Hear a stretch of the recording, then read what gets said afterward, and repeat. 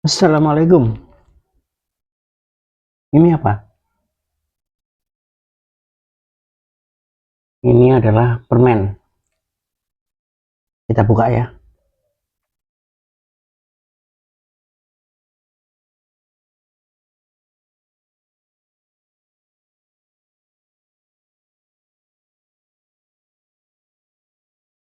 Nah, ini udah kebuka. Sekarang saya masukkan ke dalam gelas ini. Lalu saya tuangkan air. Ini air adem. Air biasa aja. Kalau saya tunggu, dia lama nggak mencair. Bahkan mungkin nggak bakalan mencair. Coba saya aduk.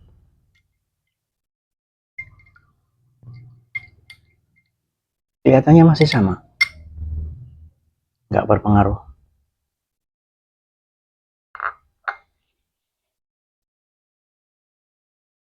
Ini apa?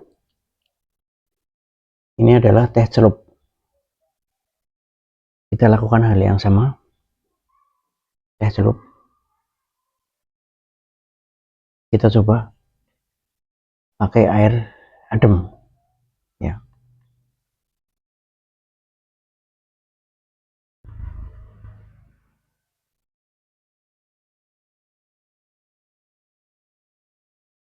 Bisa nggak? Coba saya aduk-aduk. Coba saya aduk pakai sendok. Kelihatannya nggak efektif. Jadi ini tidak bisa mengeluarkan potensinya hanya dengan air putih biasa. Permen juga sama. Tidak akan bisa hanya dengan air putih biasa. Sekarang kita coba satu lagi.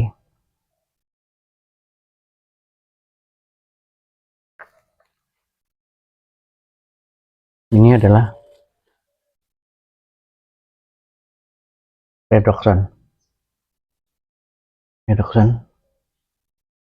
Coba saya masukkan ke dalam air biasa. Ini tanpa diaduk, tanpa dipanasin, sudah bisa mencampur dengan air tanpa diaduk ini, dan bisa saya minum untuk menyehatkan diri saya dan untuk menambah vitalitas saya. Sekarang kita coba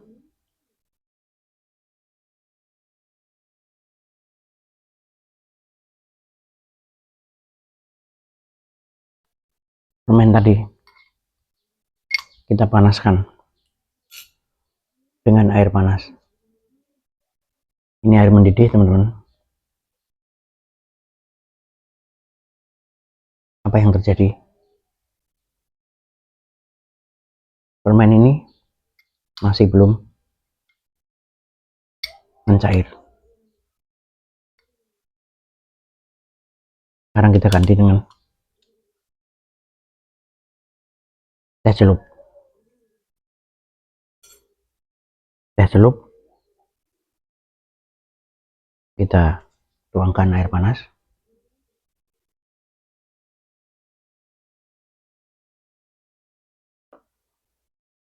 Masih perlu waktu beberapa saat sampai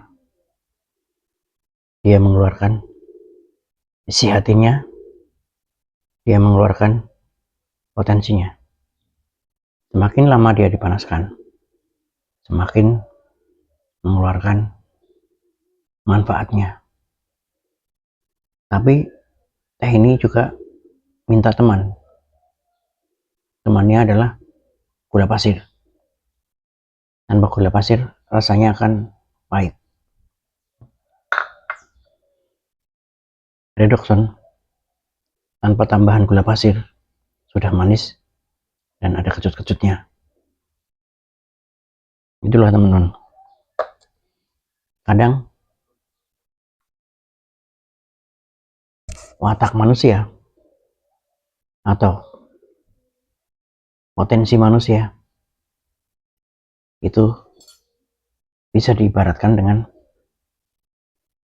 teh celup, permen, dan redoxon tadi. Apabila manusia itu sulit mengeluarkan manfaatnya, permen itu sebenarnya banyak juga manfaatnya.